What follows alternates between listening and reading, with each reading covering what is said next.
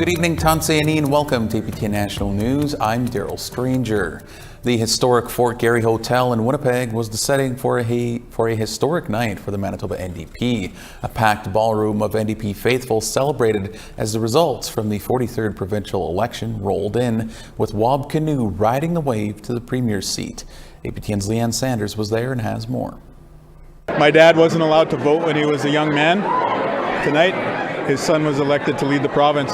The magnitude of Wab Kinew, Ojibwe, born in Ontario, becoming Manitoba's and Canada's first First Nation premier, was not lost on the province's new leader addressing a jubilant crowd. A lot of people in the big cities, they look down on us here in Manitoba.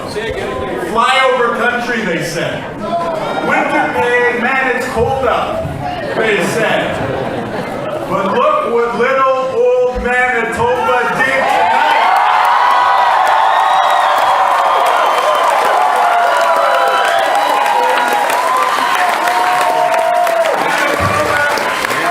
Manitoba did something more progressive than any of those big cities ever did.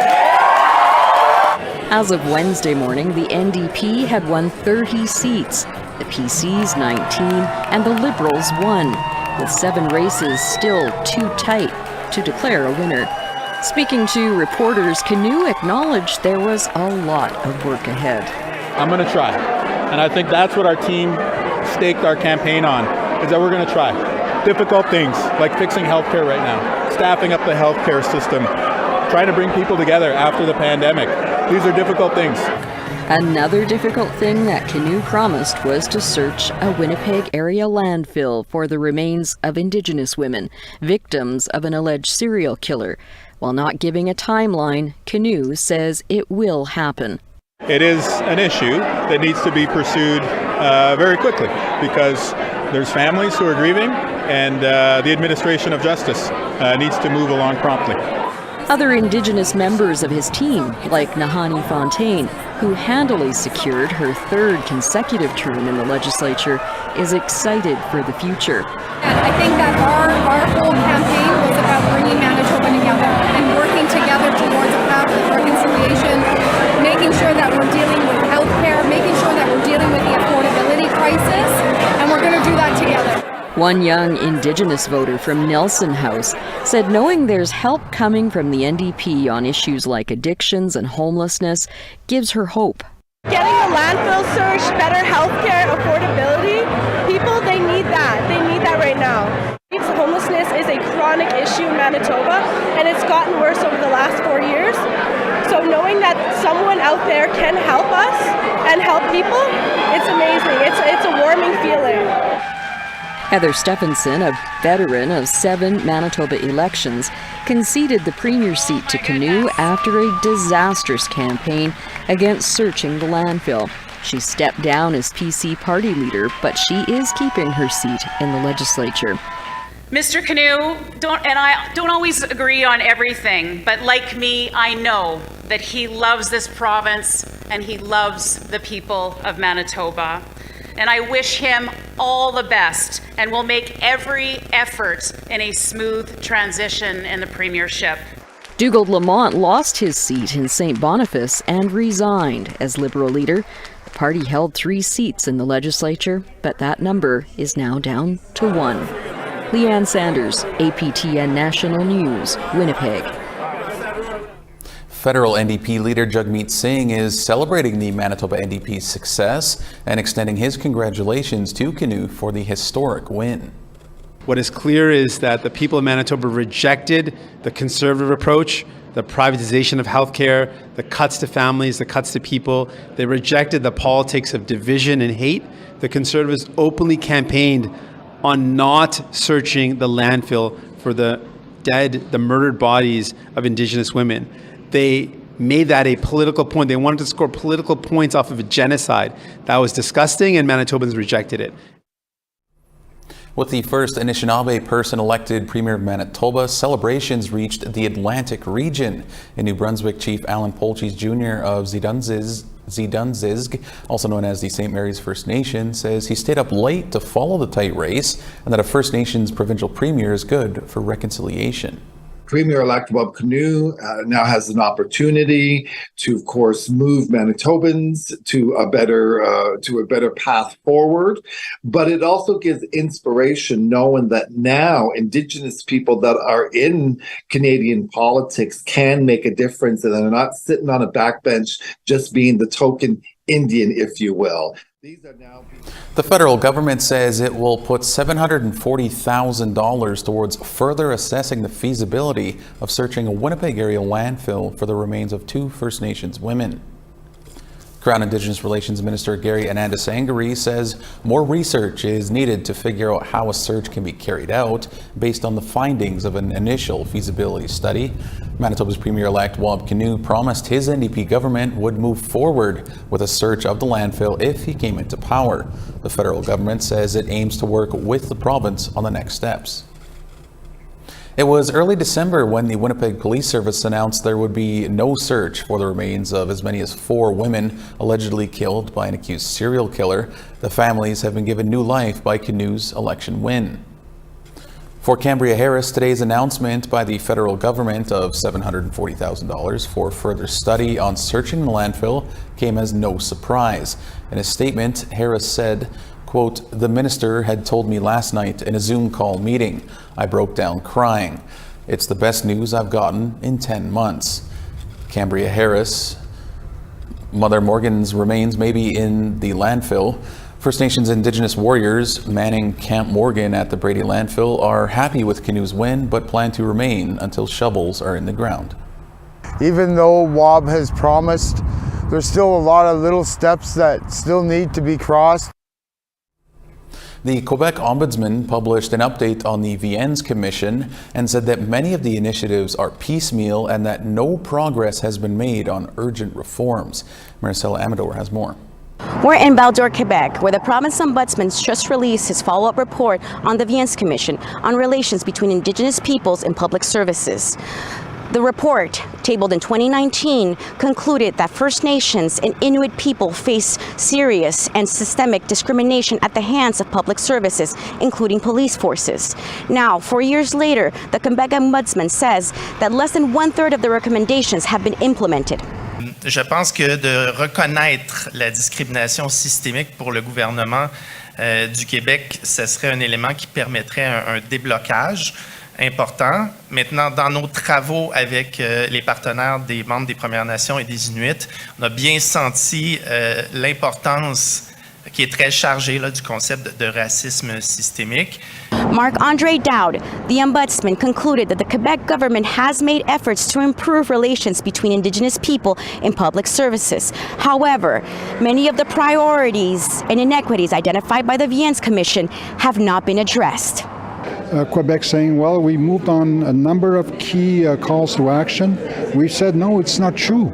And what is encouraging today is the fact that we hear from a more neutral voice from the Ombudsman, Quebec Ombudsman, saying, well, we're coming to the same conclusion.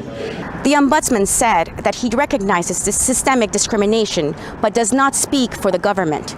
Maricela Amador, Val-d'Or, Quebec. It's time to step aside briefly. Plenty more news to come in just a couple of minutes.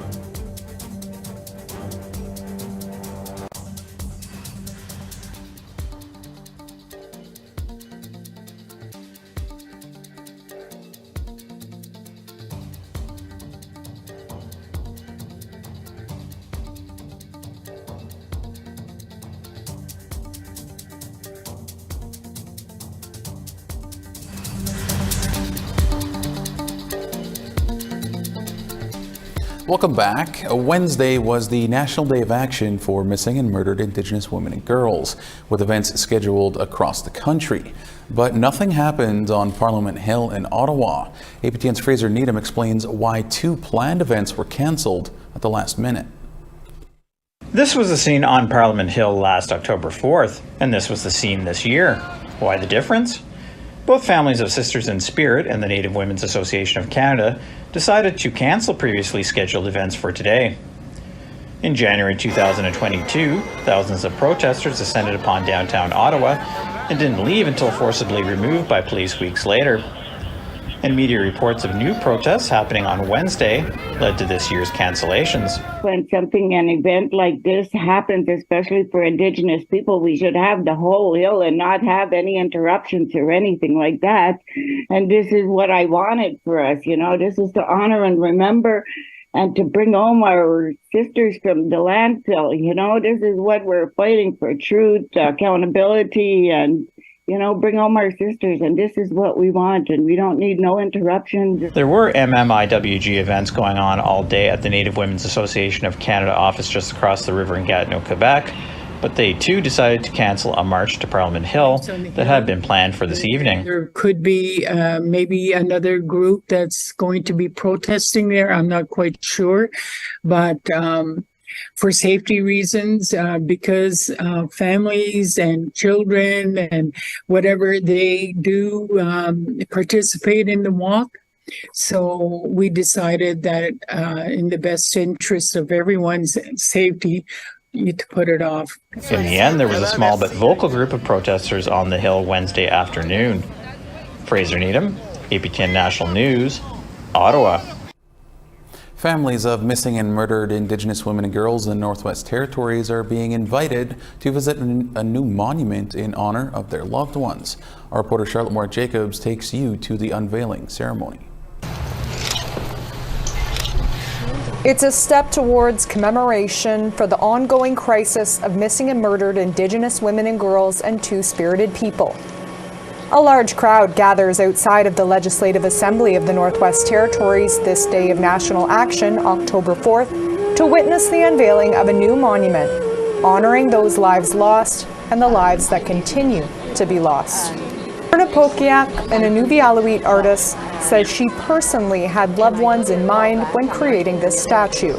That are so young and so beautiful and so talented that are just gone too soon by somebody else's evil.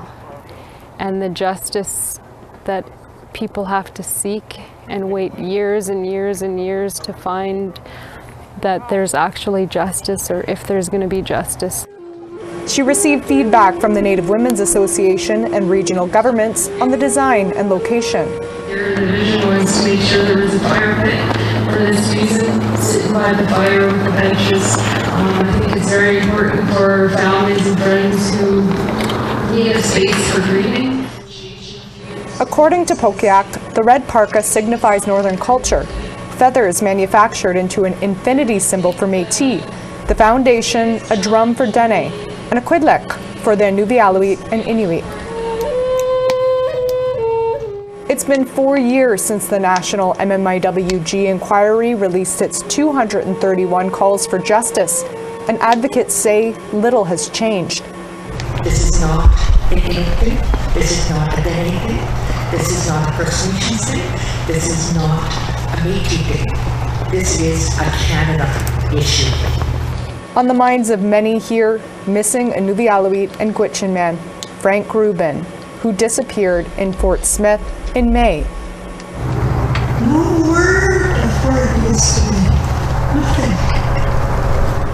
Pokiak says she hopes monuments like this will remind governments of changes still needed when families report missing loved ones. With the current situation of the struggles to find people who are still missing, it's even more important to have outside of the building that can help make some policy changes. Charlotte Jacobs, APTN National News, Yellowknife. Supporters and families gathered in Whitehorse today to honor the National Day of Action for Murdered and Missing Indigenous Women and Girls. Around 100 people walked from the Whitehorse RCMP detachment to a MMIWG2S Plus monument in the Rotary Peace Park. Flowers were handed out to symbolize the 44 missing and murdered women and girls in the territory. Space was also held for Ramona Peter, a missing Casca woman who was last seen in April of this year. Event speaker Christine Janier says it's up to everyone to help support Indigenous women, girls, and Two-Spirit Plus people. We are still disproportionately targeted, and we will be tomorrow. We have to look out for each other. Last year, I asked that of those who are coming as allies, who are coming as witness, to please look out for us. During a time of truth and reconciliation, Scouts Canada has issued an apology for its role in the eradication of Indigenous peoples. Leaders say Scouting was the program of choice used alongside Christian religious institutions to strip First Nations, Métis, and Inuit youth of their cultural identities. Tamara Pimentel has more. We are sincerely sorry for the historical harm that we believe we have inflicted on Indigenous children, families, communities, and nations. An apology from Scouts Canada acknowledging wrongdoings that have negatively impacted First Nations, Inuit, and Métis people for over a century. Executive Commissioner Liam Burns says Scouting was prominent in Canada's residential and day school system. It was the program of choice used alongside the church to strip Indigenous youth of their identities. It took things like land stewardship and skills and beliefs and tried to claim it as our own rather than something that their peoples have looked after for time immemorial. Damon Johnson of the Aboriginal Council in Winnipeg listened to the apology. He had a positive experience as a youth in Scouts, but he says now children involved will be educated about the program's origin. It's a good step forward and we welcome it. We're in a time of truth and reconciliation. We have the United Nations Declaration on the Rights of Indigenous People. Burns says the values of Scouts Canada are based on kindness and respect. He says the organization hopes to make some changes, including programming that is centered in Indigenous land-based knowledge. We hope to co-design ways of making Scouting a safe place for young people from Indigenous backgrounds if they want to be part of it, but also making sure that for all young people, our history is accurate, that we don't appropriate language and symbolism that isn't ours, and that we are seen as a friend and an ally to Indigenous peoples going forward. As part of its apology, Scouts Canada is holding 4 in-person gatherings this month, with other events planned for Halifax, Vancouver Island, and Ottawa. Tamara Pimentel, APTN National News, Winnipeg. One final break is upon us. Highlights from the season kickoff of In Focus are coming up.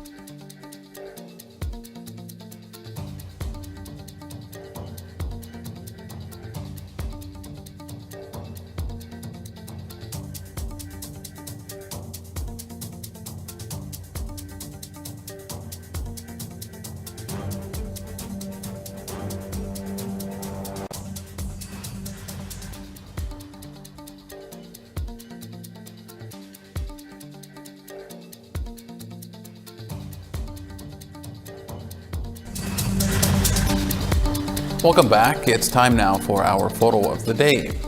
Just a few days ago, we were able to see a harvest moon, and Tanya L. sent in this close-up shot over the community of Quebec First Nation. Quebec is located about 5 hours north of Toronto, Ontario. Thanks so much for that, Tanya. Be sure to send your pictures to share@aptn.ca if you would like to be our next photo of the day. Right now, let's take a look at tomorrow's weather forecast. Starting on the east coast, 11 degrees in St. John's and 21 in Halifax. 13 in Cartwright and 18 in Happy Valley Goose Bay. 26 and clear in Quebec City and 28 and clear in Montreal. 26 in Toronto and 22 in North Bay. 17 degrees in Wawa and 10 in Sioux Lookout. Some showers and 5 degrees up in Churchill and 8 in Thompson. 13 in Barons River and showers and 11 in Winnipeg. 7 degrees in Regina and 5 in Saskatoon. 3 degrees in Buffalo Narrows and 10 in Stony Rapids. As we head west, 3 degrees in Fort Chippewa and 6 in Peace River. Clear 9 in Edmonton and 9 in Calgary. 19 degrees in Campbell River and 19 in Bella Coola. 14 degrees in Smithers and 6 in Fort Nelson. 2 degrees in Beaver Creek and -3 in Old Crow. 2 in clear Norman Wells and 3 in Yellowknife. -2 in Inuvik and -4 in Fort McPherson. 1 degree in Baker Lake and -1 in Cambridge Bay. 1 degree in Arctic Bay and 0 in Clyde River. An art installation reflecting the experiences of Indigenous children who attended residential schools has just been unveiled at Vancouver Community College. APTN's Tina House has this story. 3, 2, 1.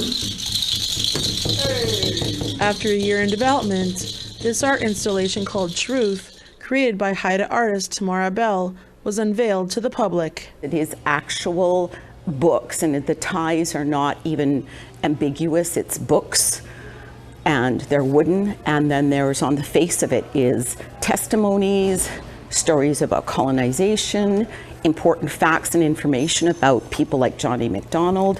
Bell says the process to create such a moving piece was a challenge for her personally. For me, the hardest part was reading the Truth and Reconciliation Commission report, because I really got a sense of exactly what had happened in residential school and sort of a summary of it. And it took a year to kind of build this, and I was in and out of reading it. And then there was one incident that I read, and I was so haunted. It took me 3 weeks of just processing what I had read, and it was so difficult. And that was just me reading it. It wasn't even me living it. Vancouver Community College is the first institution in Canada to commission an art piece dedicated to the Truth and Reconciliation Commission. And for AJ Patel, president, he says it's an honor to have this memorial to educate others. It's quite an emotional art installation. At VCC, we are committed to truth and reconciliation, and this art installation will really allow us to advance that commitment. The commitment to decolonize our ways of thinking within the classroom, outside of the classroom, the physical spaces we have. I'm getting goosebumps. And the impact on those just seeing it for the first time is evident on their faces.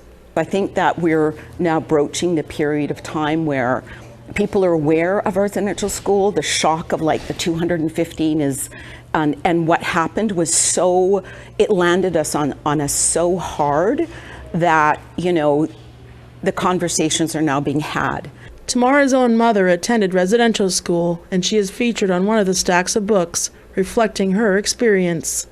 Tina House, APTN National News, Vancouver. The start of APTN's current affairs shows continues, and today was the season premiere of In Focus. We put the National Day of Truth and Reconciliation in the spotlight. The third annual event was held over the weekend in Ottawa, with many walks and ceremonies happening across the country. Here are some highlights of what was said and what needs to still be done. So what I want to see is the churches being accountable, the federal government holding the churches accountable, the federal government putting First Nations, Inuit, and Métis people first and foremost, and the voices of the survivors must be the lead. They must be the lead on everything and anything that events relating to truth and reconciliation. Really feel blessed, not only because of all the work that we do with survivors and their families and communities, but people are finally listening and paying attention. And on the National Day for Truth and Reconciliation, that is of the utmost importance, not only for survivors or families, but for Canadians to heal as a whole. Real spike in needs for communities. They're dealing with grief, they're dealing with loss, they're dealing with the opioid crisis, and this 215 issue and the missing children is just tugging away at all our hearts. And finding the resources to adequately address that is very hard to do on a funding parameter that only goes year to year. We need long-term sustainable funding. That's all we have for you this evening on APTN National News. Thank you so much for joining us. Miigwech Kinew and have a great night.